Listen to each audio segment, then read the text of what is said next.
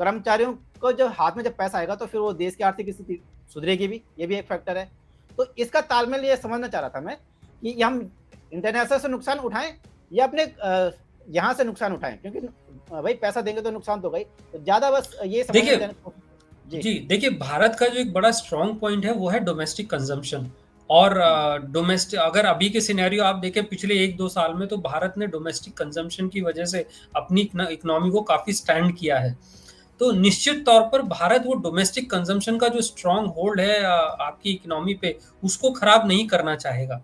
तो international rating अगर थोड़ी खराब होती भी है, तो वो उसमें मुझे नहीं लगता कि भारत जो सरकार है उसको कोई दिक्कत होगी। लेकिन हाँ, एम्प्लॉयज के हाथ में अगर ज्यादा पैसा आता है और डोमेस्टिक कंजम्पशन बढ़ता है, तो उसमें आपकी इकोनॉमी को बूस्ट मिलेगा। और हम जिस सिनेरियो से गुजर रहे हैं उसमें हम डोमेस्टिक कंजम्पशन को हिट नहीं करना चाहेंगे।